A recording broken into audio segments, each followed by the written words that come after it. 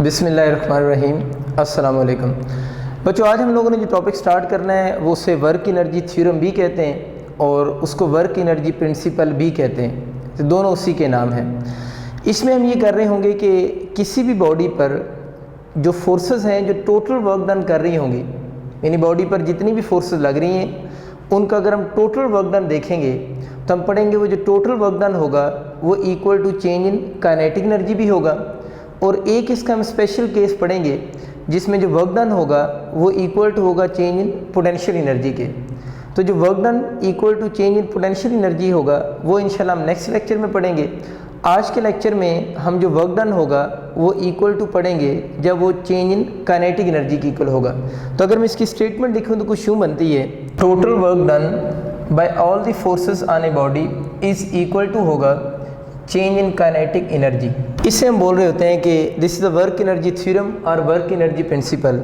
आप लोग इसमें एक चीज़ नोट कर रहे होंगे, ये वर्ड लिखा हुआ है total work done by all the forces.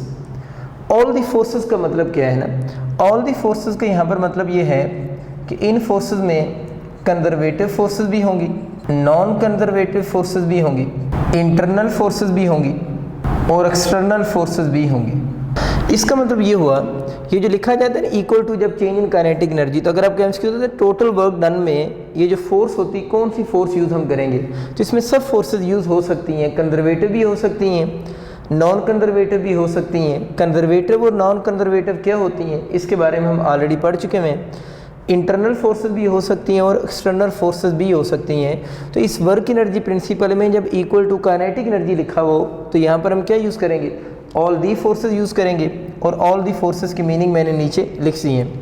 अगर इस चीज़ को मैं मैथमेटिकली लिखना चाहूँ तो यूँ लिखूँगा, work done by the see mean conservative forces, work done by the non conservative forces plus work done by the internal forces plus work done by the external forces is equal to होगा change in kinetic energy के। ठीक होगी बात। अब बच्चों ये जो लिखा हुआ है, ये जो सब फोर्सेस का लिखा हुआ है, इसको मैं यूँ भी लिख सकता हूँ, work done by all the forces is equal to change in kinetic energy का मतलब क्या होता है, फाइनल काइनेटिक एनर्जी। चलिए मैं यूँ लिख लेता हूँ, final kinetic energy minus initial kinetic energy. और अगर हम इसमें वैल्यूज पुट कर दें तो 1/2m अगर मैं कॉमन ले लूँ तो Vf का स्क्वायर माइनस Vi का स्क्वायर। तो बच्चे बहुत बेसिक सा प्रिंसिपल है कि work done by all the forces equal to होगा चेंज इन काइनेटिक एनर्जी के। तब हम ऐसे एमसीक्यू सीखेंगे जिसके अंदर आप लोगों ने वर्क डन कैलकुलेट करना होगा, और वर्क डन कैलकुलेट जब हम कर रहे होंगे तो मोस्टली क्वेश्चन जब हम वर्क डन कैलकुलेट करेंगे, वैसे तो हम formula F D cos theta use करते हैं ना, तो हम ऐसे क्वेश्चन देखेंगे जिसमें क्वेश्चन में ना आपको एफ गिवन हो, ना डी गिवन हो, ना थीटा गिवन हो, तो फिर हम वर्क डन कैसे कैलकुलेट करेंगे। तो इन केसेस के अंदर जब आपको एफ डी और थीटा वगैरह के बारे में इंफॉर्मेशन ना गिवन हो, उन क्वेश्चन में हम इस फार्मूला को यूज़ करके वर्क डन कैलकुलेट कर सकते हैं। अब बच्चों इससे रिलेटेड एमसीक्यूज़ की स्टेटमेंट मैंने लिखी है। इसमें मैंने कहा बॉडी ऑफ मास 2 किलोग्राम, एक बॉडी उसकी मास 2 kg है, तो आपको इस क्वेश्चन में बॉडी की मास गिवन है 2 किलोग्राम, और उस बॉडी पर कह रहे हैं एक फोर्स लग रही है, और हमें फोर्स गिवन नहीं है क्वेश्चन में, बस ये उसने बताया कि बॉडी पर फोर्स लग रही है such that it's VT graph is shown, यानी फोर्स तो नहीं गिवन लेकिन उस फोर्स का वेलोसिटी टाइम ग्राफ डायग्राम में शो हो रहा है, और कहता है find the work done by this force, यानी जो फोर्स बॉडी पर लग रही है जिसकी वजह से ये वीटी ग्राफ बना हुआ है, आप तो ये कह रहे हैं कि इस फोर्स का वर्क डन कैलकुलेट करें। अब बच्चों देखो ना, हम लोग जो वर्क डन का फार्मूला नॉर्मली यूज़ करते हैं वो वर्क डन का फार्मूला हम यूज़ कर रहे होते हैं एफ डी cos थीटा। देखिए इस क्वेश्चन में ना हमें फोर्स गिवन है, ना हमें डिस्प्लेसमेंट गिवन है, और ना ही हमें एंगल गिवन है। इसका मतलब ये हुआ कि इस तरह के क्वेश्चंस का वर्क डन कैलकुलेट करने के लिए, क्वेश्चन तो ये है ना उसका ना, क्या वर्क डन कैलकुलेट करें, तो इस क्वेश्चन का वर्क डन जो है हम एफ डी cos थीटा से कैलकुलेट नहीं करेंगे। तो बस बच्चों आप अपने पास ये बात पल्ले बांध लें कि कोई भी ऐसा क्वेश्चन आ जाए जिसमें आपसे वर्क डन पूछा जाए और आपको फोर्स, डिस्प्लेसमेंट या एंगल वगैरह गिवन ना हो, तो सबसे पहले आप लोगों ने ये सोचना है कि ये वाला वर्क डन जो है वो वर्क एनर्जी प्रिंसिपल से फिर कैलकुलेट हो सकता है। तो आप यूं ही बात को माइंड में लेकर आएँ कि वर्क एनर्जी प्रिंसिपल भी एक मेथड ही है जिससे हम वर्क डन कैलकुलेट कर सकते हैं। और अब हमारा जो क्वेश्चन है वर्क डन का वो इस फार्मूले से कैलकुलेट नहीं हो रहा, तो अब हम इस फार्मूले को कोशिश करते हैं इससे कैलकुलेट हो जाए। इसके लिए हमें काइनेटिक एनर्जी में आपको पता है मास और वेलोसिटी चाहिए होती है। मास हमें देखिए क्वेश्चन में बॉडी की कितने केजी गिवन है, 2 किलोग्राम गिवन है।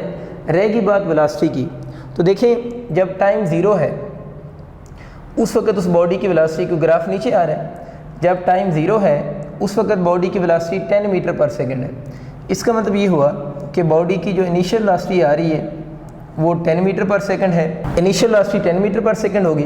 अब बॉडी की वेलोसिटी डिक्रीज़ होती जा रही है और जब टाइम बचे 2 सेकंड्स हुए, time is taken in seconds, जब टाइम 2 सेकंड हुआ है उस वक्त देखें इसकी फाइनल वेलोसिटी किसकी इक्वल होगी, 0 होगी। तो इसका मतलब कि इनिशियल वेलोसिटी जो है वो 10 है और फाइनल वेलोसिटी जो बन रही है वो 0 मीटर पर सेकंड है।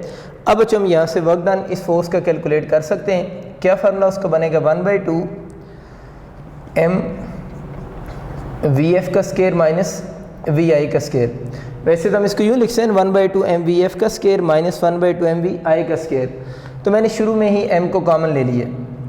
अब एक और चीज़ अगर आप वैल्यूज़ यहाँ पुट करते हैं, work done is equal to 1/2 into m। बच्चों आपको क्वेश्चन में कितनी गिवन है, 2 इंटू VF कितना आ रहा है, 0 का स्केयर माइनस, क्योंकि बॉडी की वेलोसिटी कम हो रही है और फाइनली 0 हो जाती है तो VF 0 है और VA यहाँ पर गिवन है 10, तो 10 का स्केयर हो गया। ये 2 इस 2 से कैंसिल हो जाएगा, तो वर्क डन यहाँ से जो बनेगा वो इक्वल टू आपका आ जाएगा -100 जूल।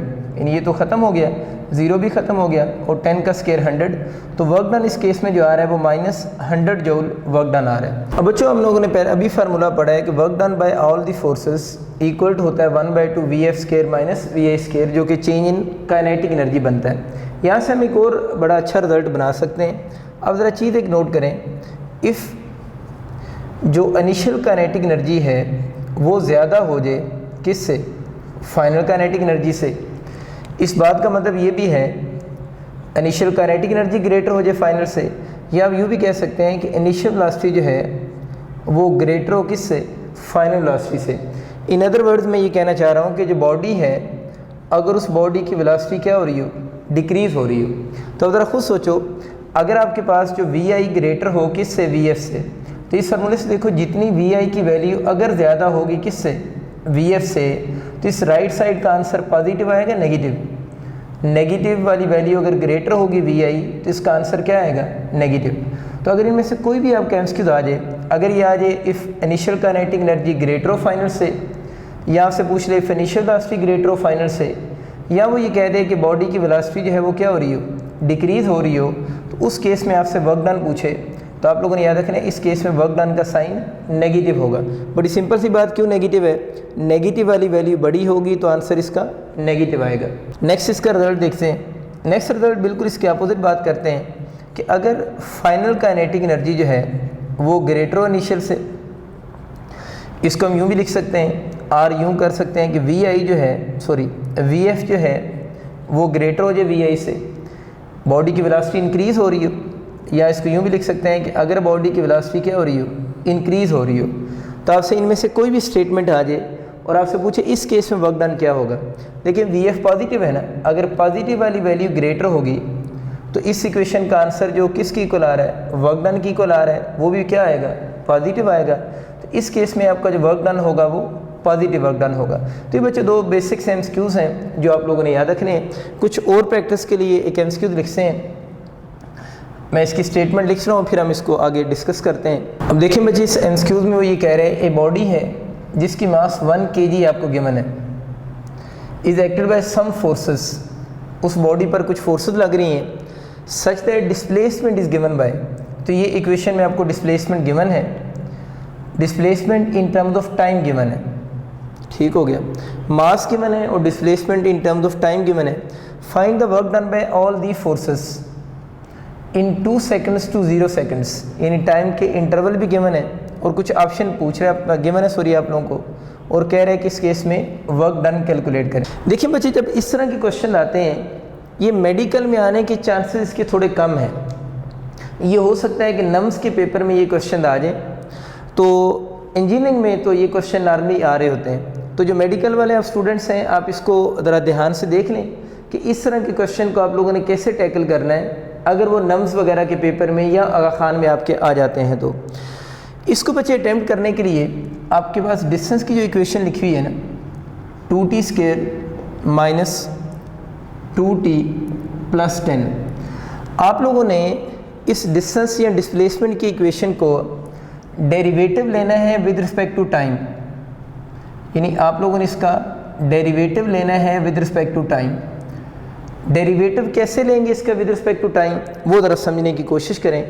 देखिए, डेरिवेटिव लेने का मेथड ही होता है, अगर आप इसका टाइम के रिस्पेक्ट से डेरिवेटिव ले रहे हैं, ज़रा ध्यान सुनिए, ये जो पावर होगी ना, इस पावर को इस नंबर से मल्टीप्लाई करेंगे। यानी जो टाइम वेरिएबल है ना, यहाँ पर हम टाइम के रिस्पेक्ट से एस में चेंज देख रहे हैं। अब यूँ कह सकते हैं कि हम डिस्टेंस में with respect to time change देख रहे हैं। तो जो टाइम इसमें वेरिएबल है, तो इसमें जो टाइम है उसकी जो भी पावर होगी, उस पावर को उससे पहले वाले नंबर से मल्टीप्लाई करेंगे और उस पावर में से फिर आप लोगों ने 1 क्या करना है, माइनस करके लिखना है। क्या मैंने बताया, जो t की पावर होगी उसको पहले वाले नंबर से मल्टीप्लाई करेंगे और पावर में से 1 माइनस करना है। करते हैं जल्दी से। 2 × 2 4 और t आपके पास क्या हो जाएगा, पावर में से क्या माइनस करना है, 1 देख लें, मैंने माइनस कर दिया, 2 - 1, आसान बात है बड़ी। इसी तरह अब इस t की पावर कितनी है, 1 है, इस 1 को 2 से मल्टीप्लाई करो, 2 हो गया, और क्या बताया है, पावर में से 1 आप लोगों ने क्या करना है, माइनस करना है। अब अगर आपको कोई ऐसी टर्म नज़र आती है जिसके अंदर t नहीं है, यानी वो कांस्टेंट है, जिस तरह ये वेरिएबल तो नहीं, ये कांस्टेंट है क्योंकि इसके साथ t नहीं लिखा हुआ, तो उसको आप लोगों ने डायरेक्ट क्या लिख देना है, 0 लिख देना है। तो ये बच्चों बड़ा सिंपल सा मेथड है। इस मेथड में अगर आपको डिस्टेंस गिवन है तो आप लोगों ने उसका डेरिवेटिव ले लिया है, या सादा लफ्ज़ों में आप लोगों ने डिस्टेंस के अंदर या डिस्प्लेसमेंट के अंदर चेंज कैलकुलेट कर रही है विद रिस्पेक्ट टू टाइम। और उसका रूल क्या है, टाइम वेरिएबल है, टाइम की जो पावर है उसको उस पावर को उस पहले वाले नंबर से मल्टीप्लाई करके पावर में से 1 माइनस करते जाएं। यहाँ पर भी वही की है। और अगर कोई नंबर जिसमें t वेरिएबल नहीं है उसको आप लोग 0 कर दें। वैसे 0 करने के फिजिकल मीनिंग ये है कि ये वाला जो नंबर है इसमें विद रिस्पेक्ट टू टाइम कोई चेंज नहीं आ रही। तो ये अब आप लोगों ने बच्चे रूल याद रख लेना है। अब मुझे बताओ ये ds/dt, कुछ बच्चे d में कंफ्यूज हो रहे हैं। आप d की बजाय इसको डेल्टा ही समझ लें, d की बजाय से क्या समझ लें, डेल्टा ही समझ लें। डेल्टा भी तो स्मॉल चेंज को कहते हैं ना।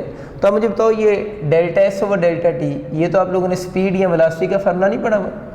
ΔS/ΔT स्पीड या वेलोसिटी है, तो ये इक्वेशन आपका क्या बन जाएगी, 4t - 2 और 1 - 1 कितना हो जाता है, 0 हो जाता है ना। तो इसकी जो पावर बनेगी t की पावर 0 हो जाएगी, और t की पावर 0 किसकी होती है, 1। तो अब हमें इसके साथ t लिखने की ज़रूरत नहीं है, और इसकी 2 - 1 को आप लोगों ने 1 लिख दी है। अब आप लोगों ने ये वेलोसिटी की इक्वेशन बना ली है। अब हम देखते हैं कि हमारा क्वेश्चन ये था, डिस्टेंस की इक्वेशन थी, उससे वेलोसिटी कैसे बनाना है, उसके अंदर चेंज देखी हम लोगों ने विद रिस्पेक्ट टू टाइम। अच्छा, अब आगे चलते हैं जनाब। ये अब आपको समझ आ चुका है, थोड़ी सी इसकी प्रैक्टिस करें ना खुद से, 1-2 इक्वेशन लिख के। अभी जल्दी से आप इस म्यूट करें ना, इसको लेक्चर को म्यूट करें, और बल्कि म्यूट नहीं करना, सॉरी पास करें, इसको पास करके ना एक और इक्वेशन की वेलोसिटी बनाएं। मैं आपके लिए लिखता हूँ, आप इसको पास करें। s = मैं लिख सकता हूँ 4t² माइनस 4t³ कर लेते हैं, -2t² कर लें। अब इसको पास करें और इसकी इक्वेशन बनाएं, क्या बनेगी जल्दी से, और फिर चेक करें जो मैंने लिखी है वो ठीक है या रॉन्ग है। मैं अब लिख रहा हूँ, आप लोगों ने इसका क्या लेना है, डेल्टा ही लिख दें, ΔS/ΔT जो कि v की इक्वल होगा। क्या करूँगा मैं, 4 को 3 से मल्टीप्लाई करूँगा 12t, और 1 माइनस करना है तो क्या हो जाएगा, स्क्वायर। और इसको जब करेंगे तो 2 × 2 कितना हो जाएगा, 4, और 2 में से 1 करेंगे माइनस, तो 4t रह जाएगा। तो 12t² माइनस 4t बनेगा। तब आपको प्रैक्टिस हो चुकी हुई है। वापस आते हैं अपने सवाल की तरफ जनाब। अब देखें, हमें ये डिस्टेंस की इक्वेशन गिवन थी, हम लोगों ने स्पीड बना ली है। अब आप लोगों ने स्पीड कैलकुलेट करनी है 0 सेकंड पे भी और स्पीड कैलकुलेट करनी है 2 सेकंड पे भी। 0 सेकंड पे जो स्पीड होगी वो इनिशियल स्पीड होगी और 2 सेकंड पे जो स्पीड होगी वो फाइनल स्पीड काउंट होगी। तो आप लोगों ने इस इक्वेशन को इक्वेशन 1 बोल दें और इसमें आप पुट कर दें t = 0 और वो जो इस इक्वेशन से स्पीड निकलेगी वो इनिशियल स्पीड होगी। t को अगर आप 0 पुट करते हो तो 4 × 0 -2, तो इनिशियल जो स्पीड बन रही है वो -2 मीटर पर सेकंड बनेगी। इसी तरह बच्चों अब आप लोग फाइनल वेलोसिटी बनाना चाह रहे हैं तो vf बनाने के लिए उसी इक्वेशन 1 में आप लोगों ने t को कितना पुट करना है, 2 सेकंड पुट करेंगे। इसमें अगर पुट करते हैं तो v final is equal to, देखिए क्या आ जाएगी, 4 × 2 -6, सॉरी -2 है वहाँ पर, तो ये इक्वल टू हो जाएगा 4 × 2 = 8 -2, तो जो फाइनल वेलोसिटी आ गई है वो 6 मीटर पर सेकंड है।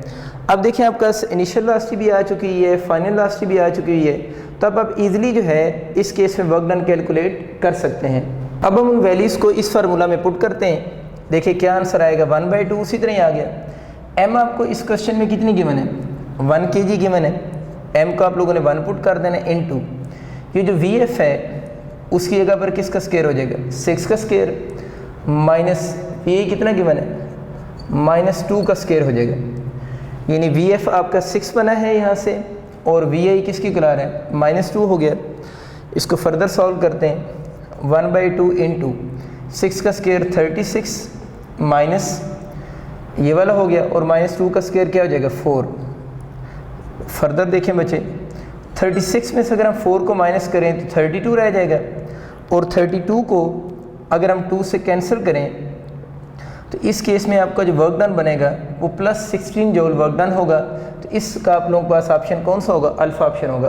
तो बच्चों बहुत सिंपल सी अप्रोच है, बस आप लोगों ने इसको यूँ माइंड में रखें कि जब भी इस तरह की डिस्टेंस की इक्वेशन गिवन हो अब हम उससे v की इक्वेशन बना सकते हैं। और v की इक्वेशन कैसे बनानी है वो बिल्कुल सिंपल सी बात है। कुछ मेडिकल वाले स्टूडेंट इस डेरिवेटिव वर्ड से कंफ्यूज हो जाते हैं, तो अब यूँ समझें कि हम लोगों ने इसका डेल्टा लिया है, यानी चेंज देखिए s में विद रिस्पेक्ट टू टाइम, और इस तरह की 2 इक्वेशन लिख के आप खुद से प्रैक्टिस करें तो काफ़ी ज़्यादा आपका इसमें कॉन्फिडेंस बिल्डअप हो जाएगा। उम्मीद है अब आप इसे कर सकते हैं इंशाल्लाह। अब बच्चा हम एक और एमसीक्यूज़ देखते हैं। इस एमसीक्यूज़ में आपको एक बॉडी है, उसकी मास गिवन है और उस बॉडी पर कुछ फोर्सेस अप्लाई हो रही हैं और उन फोर्सेस की वजह से बॉडी की वेलोसिटी भी गिवन है, v = α × x। ये जो v है यहाँ पर ये बॉडी की वेलोसिटी को शो कर रहा है, अल्फ़ा यहाँ पर कोई कांस्टेंट है और x यहाँ पर उस बॉडी का डिस्प्लेसमेंट लिखा हुआ है। तो बॉडी की मास की माने जब उस बॉडी पर कुछ फोर्सेस लगी हैं उन फोर्सेस की वजह से बॉडी की वेलोसिटी की इक्वेशन गिवन है। क्वेश्चन उसका ये है कि आप लोगों ने वर्क डन बताना है at x = 0 to x = b, मतलब जब बॉडी x0 से x = b तक मूव करके गया है तो उस केस में आप लोगों ने वर्क डन कैलकुलेट करना है और नीचे उसने वर्क डन के कुछ ऑप्शन भी लिखे हुए हैं। बहुत बेसिक सा एमसीक्यूज़ है ये।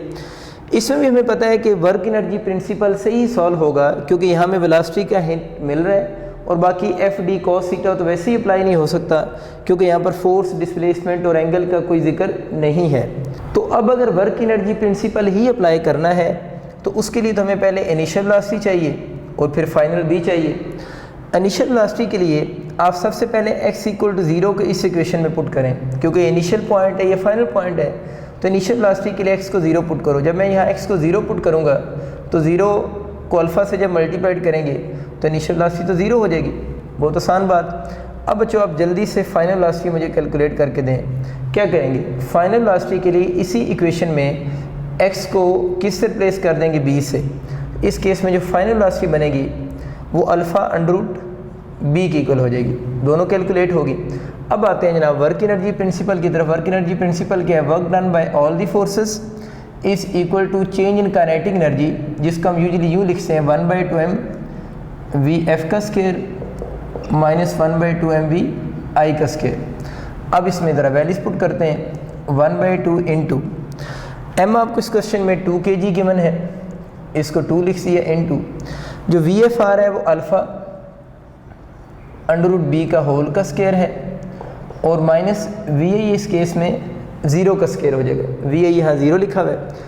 अब जो देखो ये 2 से कैंसिल हो जाएगा, तो वर्क डन इस केस में जो बन रहा है वो इक्वल टू हो जाएगा, इसका स्क्वायर ओपन करो अल्फ़ा स्क्वायर और स्क्वायर √रूट से कैंसिल हो जाएगा तो साथ में b हो जाएगा। -0 लिखें या ना लिखें कोई फ़र्क नहीं पड़ता। तो इस केस में जो वर्क डन बनेगा वो अल्फ़ा स्क्वायर b होगा, तो इसका ऑप्शन कौन सा बनेगा, बीटा ऑप्शन होगा। बच्चों ये एमसीक्यूज़ करवाने का जस्ट पर्पज़ ये था कि सम टाइम जब वर्क एनर्जी प्रिंसिपल के क्वेश्चन आते हैं तो हमारे माइंड में होता है कि उसके आंसर 2 जूल 10 जूल की फॉर्म में लिखे होंगे। तो ये भी हो सकता है कि आपको इस तरह की इक्वेशन गिवन हो और आपके ऑप्शन इस फॉर्म में अगर होंगे तो वो भी उसी बेसिक मेथड से ही सॉल्व हो जाएगा।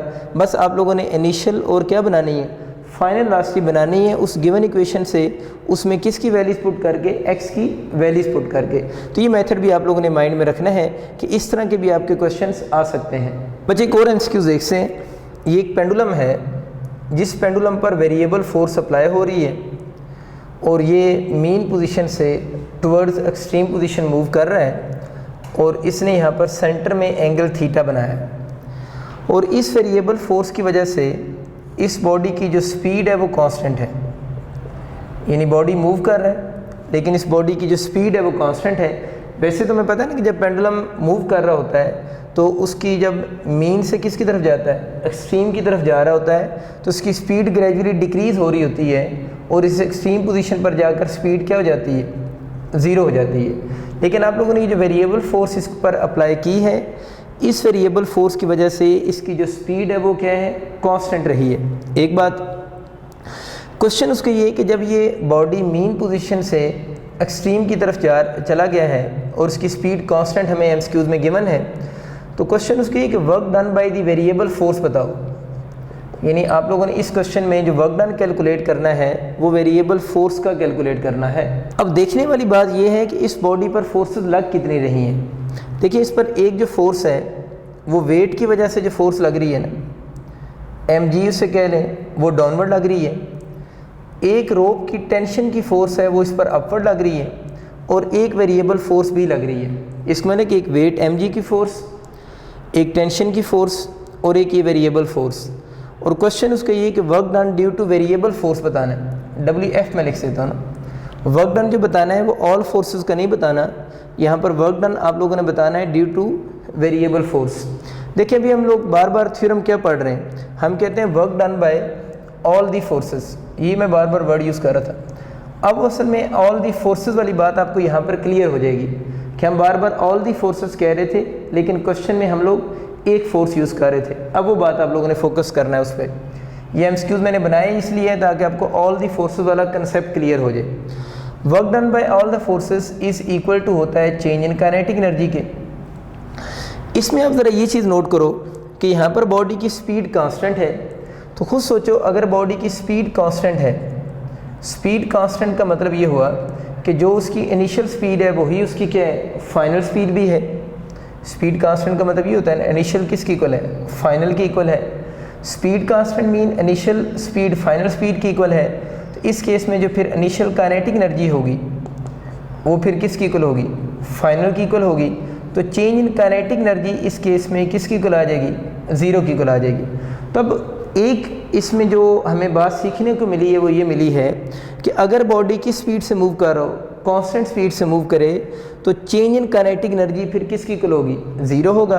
अगर हम चेंज इन काइनेटिक एनर्जी को यहाँ पर 0 पुट करें तो work done by all forces is equal to 0 हो जाएगा। अब बहुत सारे बच्चे इस कंसेप्ट को रॉन्ग यूज़ करते हैं, मतलब उनका जब एमसीक्यू आता है ना, a body is moving with constant speed, एक बॉडी कांस्टेंट स्पीड से मूव कर रहा है और वर्क डन बताएं, तो वो वर्क डन हमेशा 0 ही लिख देते हैं। देखिए work done by all the forces तो किसकी इक्वल आ रहा है, 0 की इक्वल आ रहा है। लेकिन अगर इस सवाल में वो आपसे ये कहे कि work done due to variable force बताओ, या आपसे ये कह दे work done due to tension बताएं या work done due to force of gravity बताएं, तो इन तीनों के कंबाइंड जो वर्क है उसका आंसर किसकी इक्वल आ रहा है, 0 की इक्वल आ रहा है। यानी आप ये नहीं कह सकते कि अगर हम ये माइंड में रखें कि हमने वेरिएबल फोर्स का वर्क डन कैलकुलेट करना है, बाकी को हम निगलेक्ट कर दें और वेरिएबल फोर्स के लिए अपना लॉ अप्लाई करें, तो हमें तो ये लगेगा कि वेरिएबल फोर्स का वर्क डन किसकी इक्वल आ रहा है, 0 की इक्वल आ रहा है। तो ये बेसिकली जो फार्मूला है किसी एक फोर्स के लिए नहीं है, ये वाला जो है ये उस बॉडी पर जितने भी फोर्सेस लग रही हैं उन सारी फोर्सेस के वर्क का जो कंबाइंड इफेक्ट होगा दैट इज़ इक्वल टू क्या होगा, ज़ीरो होगा। आपको मेरी बात का आइडिया हो रहा है कि मैं क्या बात करना चाह रहा हूँ ना। तो अब इसका मतलब ये हुआ कि ये वर्क डन, बल्कि इसमें तो ऑप्शन ज़ीरो है भी नहीं। तो अगर ऑप्शन ज़ीरो हो तो कुछ बच्चे जल्दी में रॉन्ग चूज़ भी कर लेंगे कि work done due to variable force zero आ रहा है क्योंकि change in kinetic energy zero है। तो आपको समझ आ गया कि वर्क डन ज़ीरो ज़रूर है लेकिन वेरिएबल फोर्स का वर्क डन ज़ीरो नहीं है, बल्कि किसका वर्क डन ज़ीरो है, तीनों के कंबाइंड जो वर्क डन आ रहा है वो इस केस में किसकी इक्वल आ रहा है, ज़ीरो आ रहा है। अगर वो ये पूछता है ना इस केस में work done by all the forces क्या होगा, तो वो ज़ाहिर है किसकी इक्वल होता, ज़ीरो होना था। खैर आगे चलते हैं। Work done by all the forces में अब मुझे बताओ यहाँ पर कौन कौन सी फोर्स हैं। एक फोर्स आपकी ग्रेविटी की है और दूसरी फोर्स जो है वो टेंशन की है,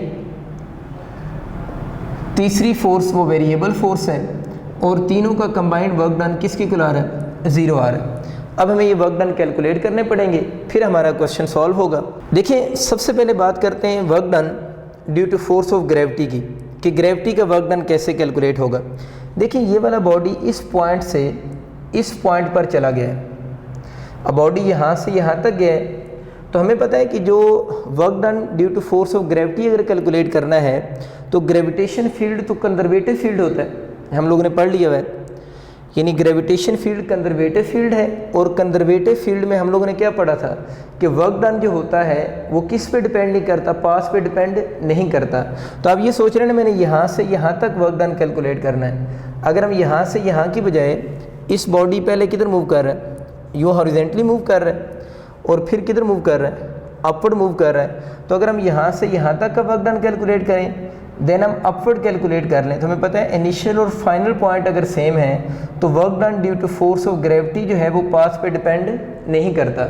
हमसे ये वाला वर्क डन ईजिली कैलकुलेट नहीं हो सकता, तो हम क्या करेंगे, हम यहाँ से यहाँ तक का वर्क डन कैलकुलेट करेंगे और फिर यहाँ से यहाँ तक का वर्क डन कैलकुलेट कर लेंगे। देखिए अगर बॉडी ने ये वाला पाथ कवर किया है, यहाँ पर वेरिएबल फोर्स ऑफ माइंड में रखिएगा, फिर इस डायरेक्शन में लग रही है, मैं मजबूरन इसको मिटा रहा हूँ। अच्छा अब मुझे बताओ ये अगर बॉडी यूँ हॉरिजेंटली मूव कर रहा है, ये तो बहुत बेसिक सा कंसेप्ट है कि mg की डायरेक्शन यहाँ पर किधर होगी, डाउनवर्ड होगी। सपोज करें यहाँ से यहाँ तक डिस्प्लेसमेंट d है तो एंगल कितने डिग्री बनेगा, 90 डिग्री। तो इस हॉरिजेंटल लाइन का तो work done due to force of gravity always क्या होता है, ज़ीरो होता है। क्योंकि मैंने पहले भी आपको एक लेक्चर में डिस्कस किया था कि अगर हॉरिजेंटल लाइन हो तो उसकी वजह से फोर्स ऑफ ग्रेविटी का वर्क डन हमेशा ज़ीरो होगा। इसको मैंने कि यहाँ से यहाँ तक वर्क डन कैलकुलेट करना था, बस हम लोगों ने पास चेंज किया। तो यहाँ से यहाँ तक तो कोई वर्क डन नहीं कर रही, कौन, फोर्स ऑफ ग्रेविटी।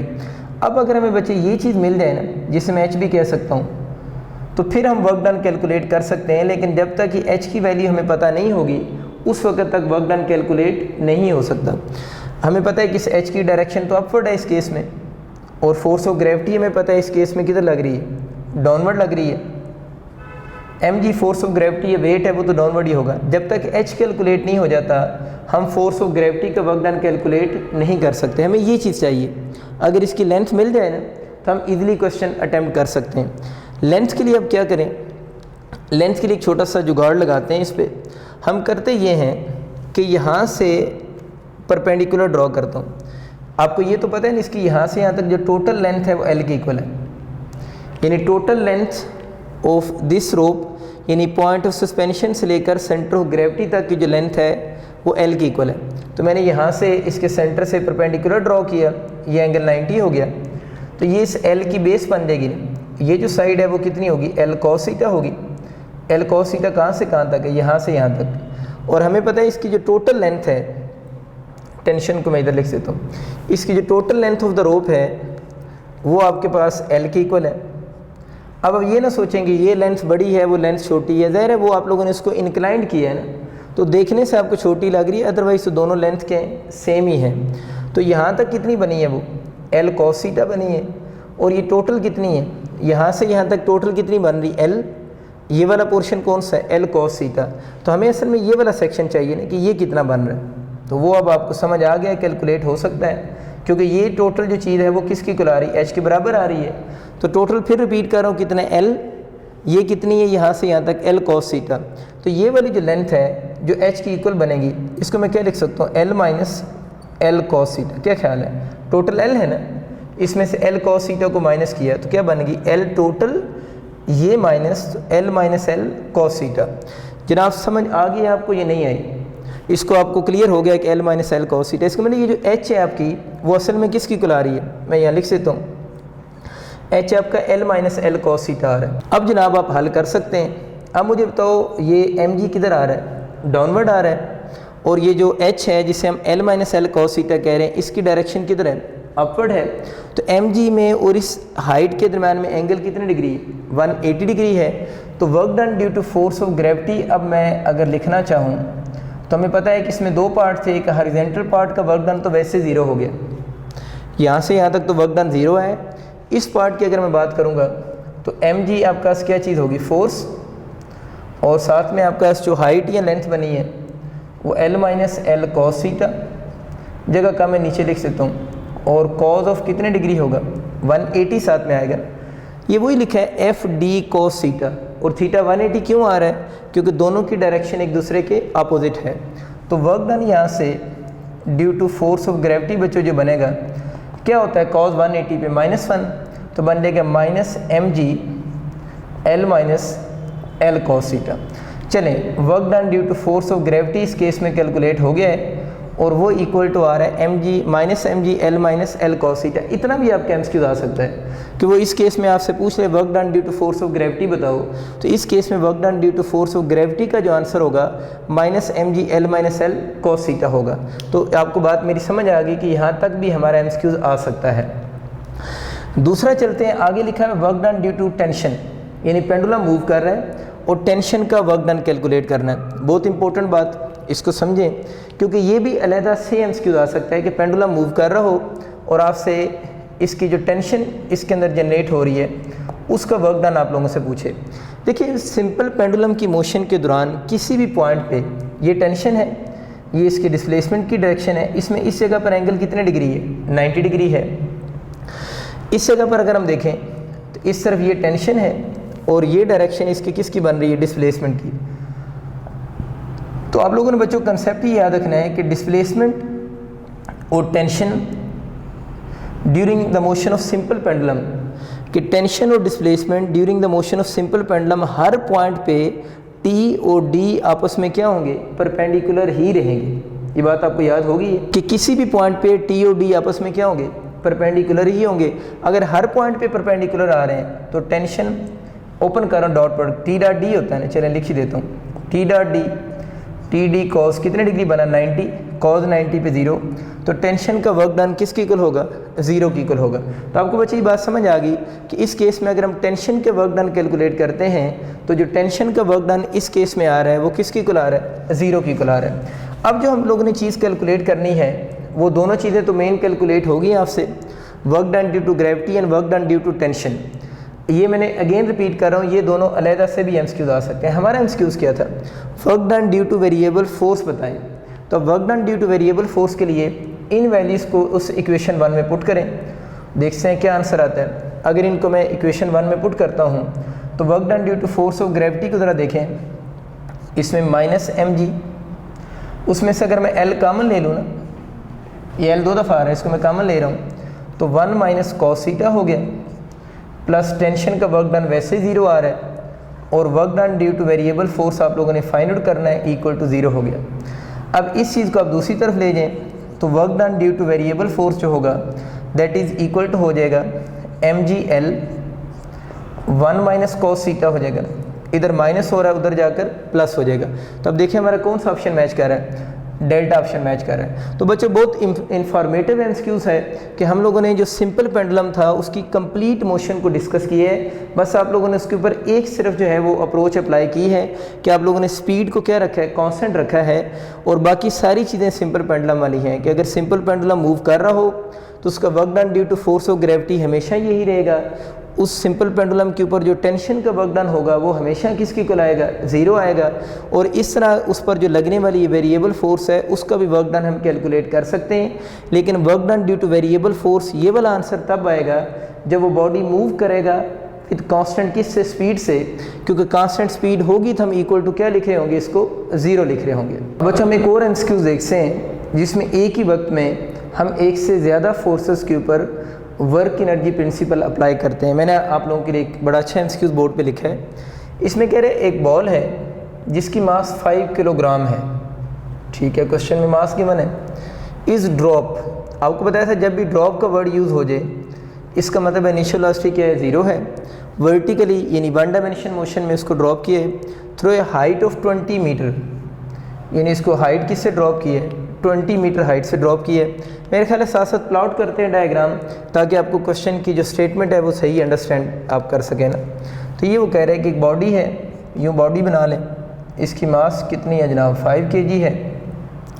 इसको ड्रॉप किया है नीचे, ड्रॉप मतलब इनिशियल वेलोसिटी 0, और कितनी हाइट से ड्रॉप वो कह रहे किया है, 20 मीटर से, ठीक हो गया। 20 मीटर हाइट से इसको ड्रॉप किए। It gains a speed of 10 metre per second after 20 metre.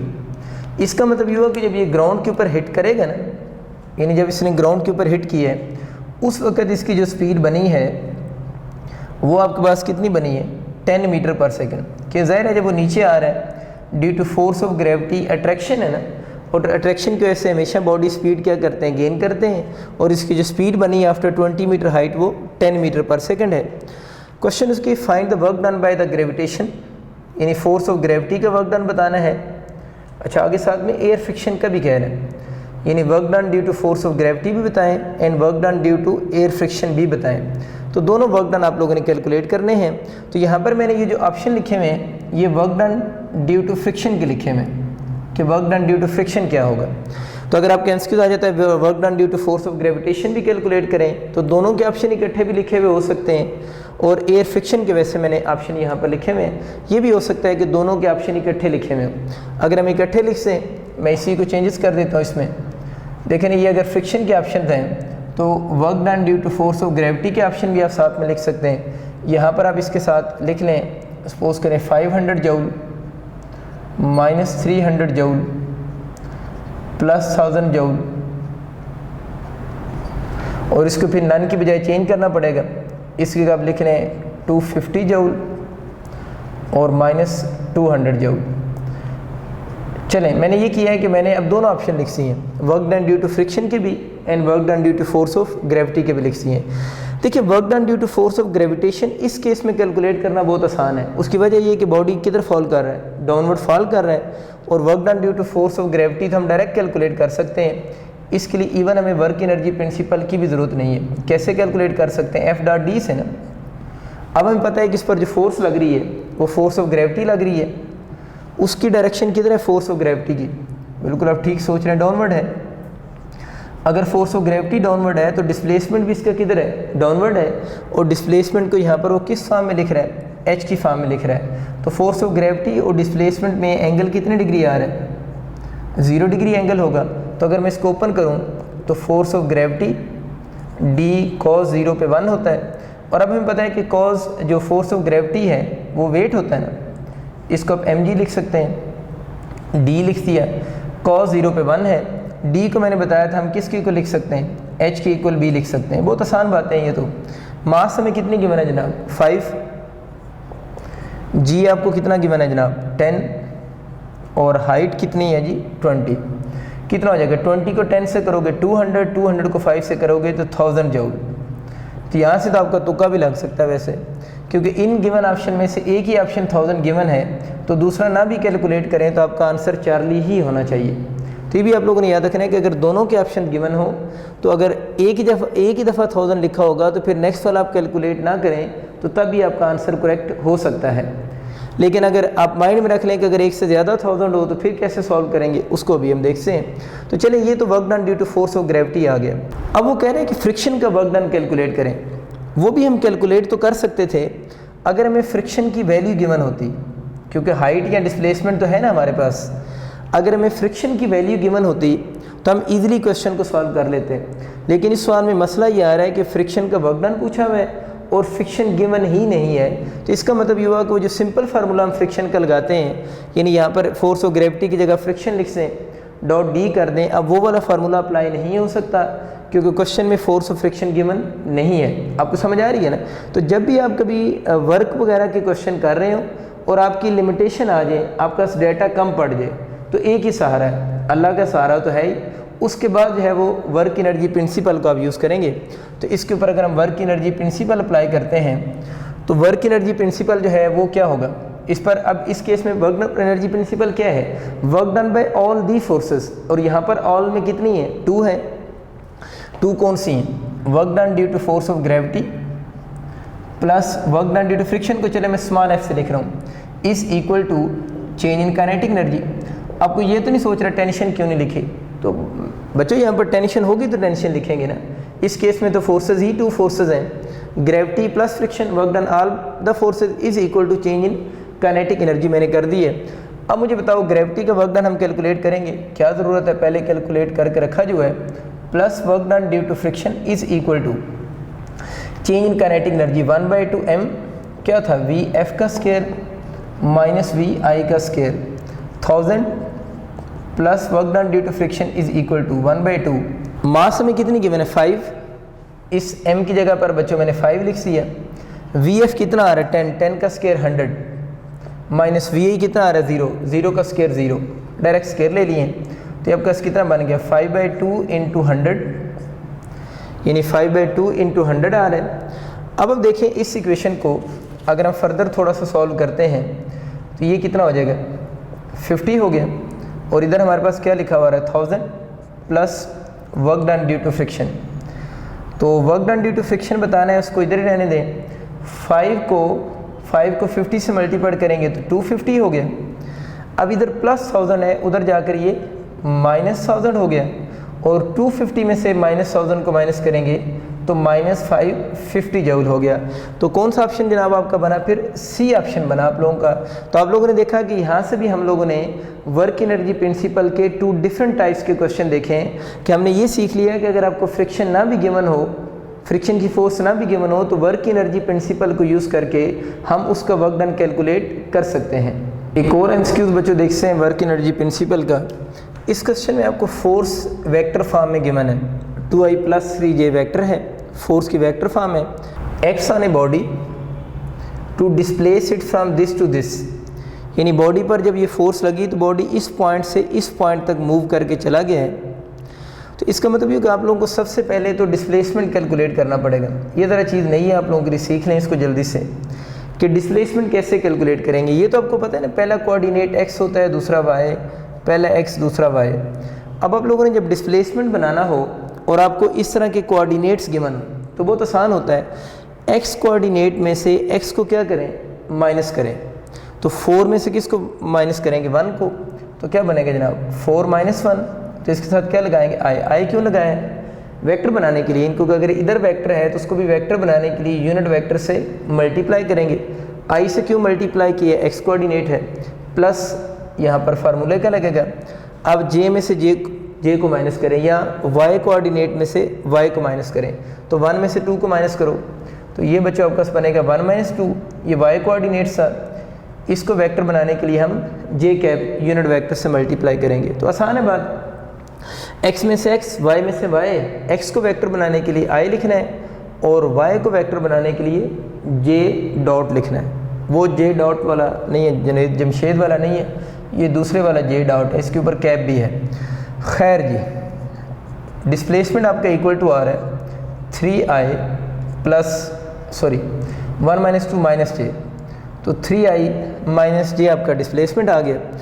अच्छा, अब आगे चलते हैं। अच्छा, वैसे अगर इतना ही क्वेश्चन होता, आपको फोर्स गिवन होती और आपसे कहता है एक बॉडी पर लग रही है और बॉडी को इतना डिस्प्लेस किया उसने, और आपसे कहता है वर्क डन कैलकुलेट करो, ये अगर इतना ही क्वेश्चन आ जाता तो फिर हम इसका क्या करते हैं ना, इस क्वेश्चन को बाद में देखते हैं। तो यहाँ तक भी तो आपका एमसीक्यू आ सकता है ना, यानी फोर्स गिवन हो, डिस्प्लेसमेंट गिवन हो, डिस्प्लेसमेंट इस तरह पॉइंट्स की फॉर्म में गिवन हो, तो पहले आप लोगों ने उसकी इक्वेशन यानी वेक्टर फॉर्म में उसको लिख लेना है। अब आप इसका वर्क डन कैलकुलेट कर सकते हैं। तो कैसे वर्क डन निकालते हैं, फोर्स का डिस्प्लेसमेंट से डॉट प्रोडक्ट लेंगे, और डॉट प्रोडक्ट लेने के लिए आपको पता है हम किसको किस से मल्टीप्लाई करते हैं, i को i से करते हैं और j को j से करते हैं मल्टीप्लाई।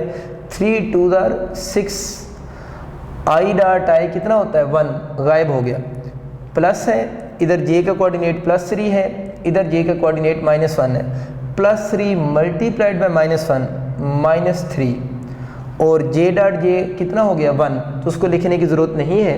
तो इस केस में आपका जो वर्क डन बन रहा है वो आपका W इज़ इक्वल टू हो जाएगा 3 जूल आ जाएगा।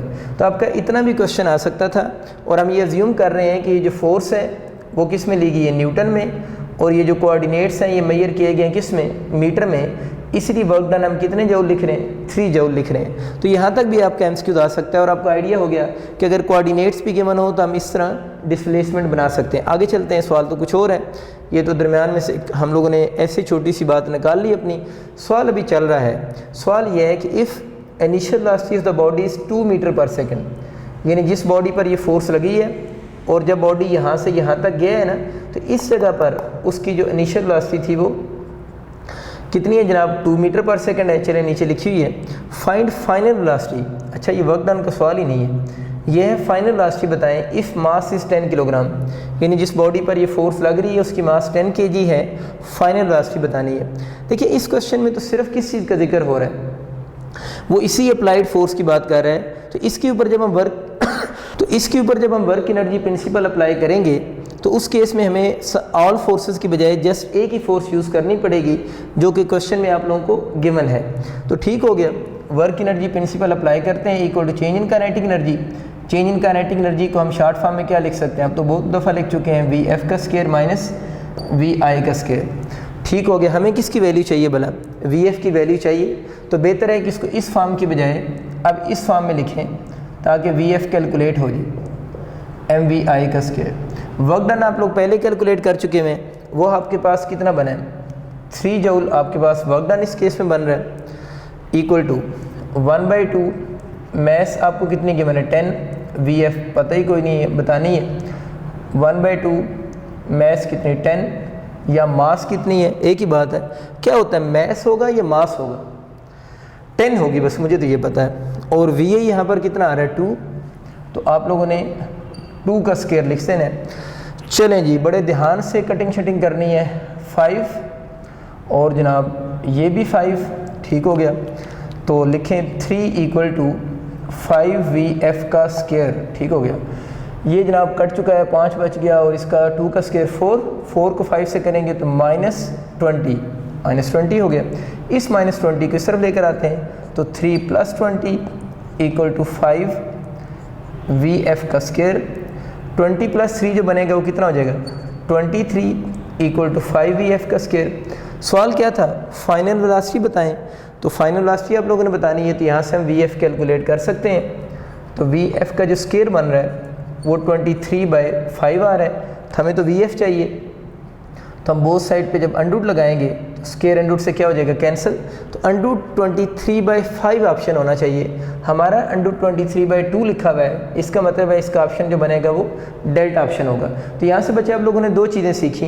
पहली चीज़ कि अगर इस तरह के पॉइंट्स गिवन हो तो तब भी हम वर्क डन कैलकुलेट कर सकते हैं, और दूसरी चीज़ ये है कि ज़रूरी नहीं है कि वर्क एनर्जी प्रिंसिपल में सिर्फ वर्क डन कैलकुलेट करने के ही क्वेश्चन आए, बल्कि इसमें आपके क्वेश्चन किस तरह के आ सकते हैं, वर्क डन के क्वेश्चन आ सकते हैं, मास के क्वेश्चन आ सकते हैं, इनिशियल वेलोसिटी के क्वेश्चन आ सकते हैं, फाइनल के क्वेश्चन आ सकते हैं, और इनिशियल वेलोसिटी के भी क्वेश्चंस आ सकते हैं। अब जो एक और एमसीक्यू देखते हैं, आपका 2 बसेस हैं, ये 2 बसेस मूव कर रही हैं और इनमें से एक बस जो है वो लोडेड बस है और एक जो बस है वो अनलोडेड है। तो 2 डिफरेंट बसेस हैं आपके पास, एक लोडेड बस है और एक अनलोडेड बस है। और जो लोडेड बस है उसकी मास सपोज करते हैं 2m है और अनलोडेड बस की मास m है। 2 बसेस हैं, मूव कर रही हैं, एक लोडेड और एक अनलोडेड, और लोडेड बस की मास जो है वो 2 टाइम्स है किसकी मास का, अनलोडेड बस की मास का। और नेक्स्ट कंडीशन ये गिवन है कि both buses are move with same kinetic energy, कि जो दोनों बसेस हैं वो मूव कर रही हैं with same kinetic energy.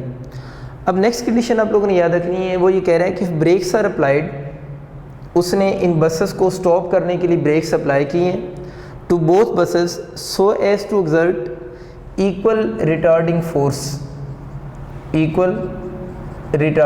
Force. Next hint question में क्या मिला, दोनों बसेस सेम काइनेटिक एनर्जी से मूव कर रही हैं, तो बसेस को स्टॉप करने के लिए उन्होंने दोनों बसेस पर जो ब्रेक्स लगाई हैं उन ब्रेक्स की वजह से बोथ बसेस पर जो फोर्स लग रही है, यानी अपोजिंग फोर्स जो लग रही है वो इक्वल लग रही है, इक्वल रिटार्डिंग फोर्स दोनों पर अप्लाई हुई है। अज्यूम कर लेते हैं कि जो लोडेड बस है उसने स्टॉप होने से पहले डिस्टेंस S1 कवर की है और अनलोडेड बस जो है उसने डिस्टेंस S2 कवर की है। तो अब क्वेश्चन उसका ये है कि आप लोगों ने इस S1 और S2 का आपस में लिंक बताना है क्या होगा। यानी S1 इक्वल टू S2 आप ऑप्शन लिख सकते हैं, S1 equal to 3S2 option लिख सकते हैं। इसके अलावा आप लिख सकते हैं S1 इक्वल टू 4S2 और नेक्स्ट हम लिख सकते हैं S1 इक्वल टू 2S1।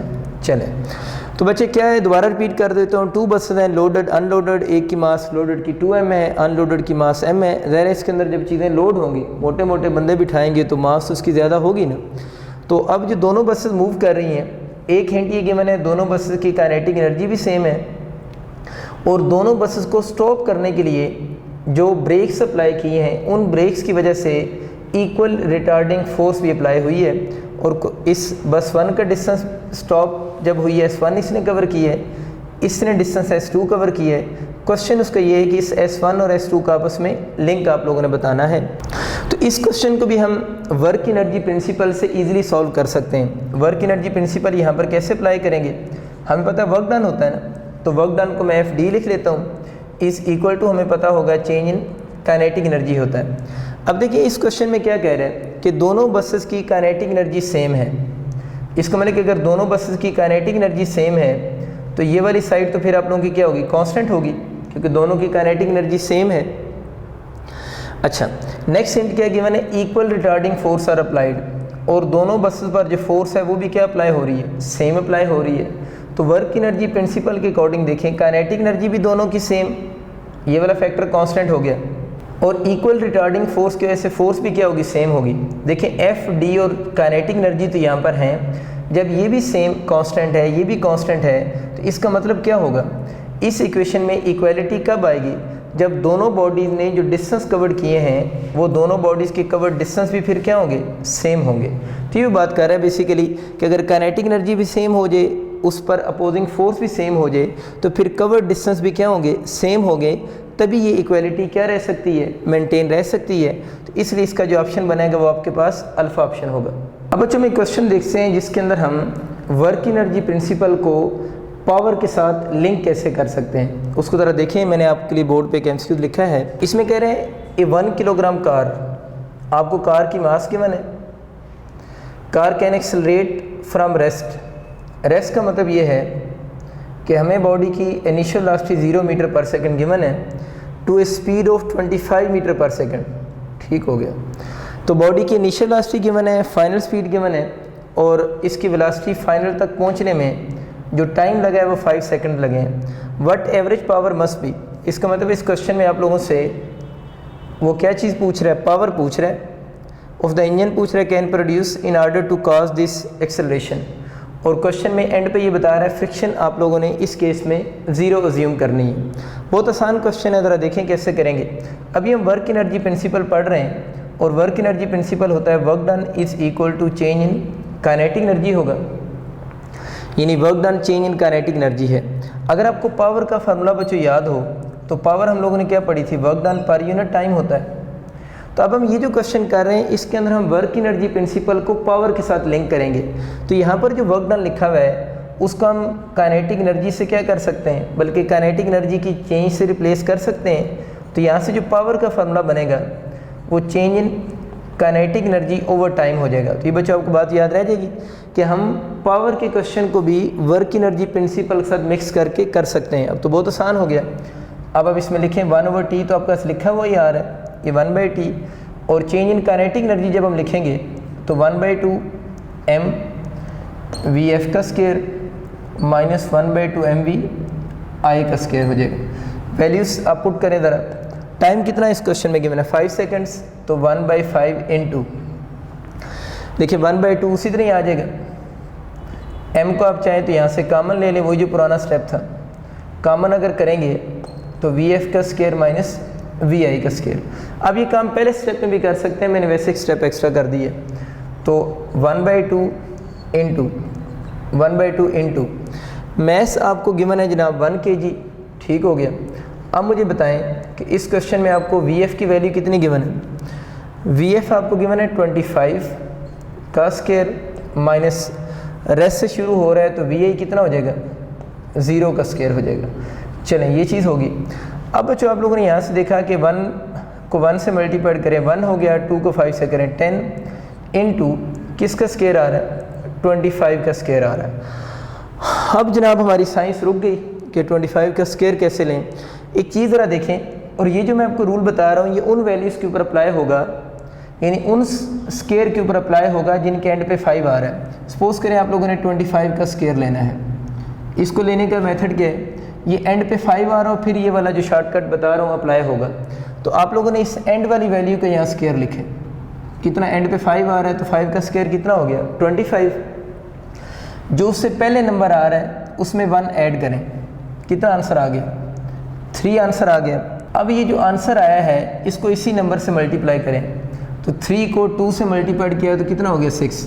बस हो गया क्लियर कि 25 का स्क्वायर कितना होगा 625। अब जनाब आप वीडियो को पॉज करें और जल्दी से 35 का स्क्वायर लें और मुझे बताएं आंसर क्या होगा। पॉज करें, चीटिंग नहीं करनी है आप लोगों ने। चलें देखते हैं क्या आएगा। क्या रूल बताया, आप चेक करें आपने जो आंसर निकाला आपका ठीक आया या रॉन्ग आया। क्या बताया था 5 एंड वाले का स्क्वायर 25, उसके बाद क्या बताया था इससे पहले नंबर जो लिखा है उसमें 1 क्या करना है ऐड, कितना आंसर बना 4। जो नंबर आएगा उसको पहले वाले से मल्टीप्लाइड, तो 4 को अगर हम 3 से मल्टीप्लाई करेंगे तो 4 3 बार क्या हो जाएगा 12। तो 35 का जो स्क्वायर बनेगा वो 1225 होगा। लेकिन ये वाला शॉर्टकट तब अप्लाई होगा जब उस नंबर के एंड पे क्या आ रहा होगा 5 आ रहा होगा, तब आप इजीली स्क्वायर ले सकते हैं। ठीक होगी जनाब बात।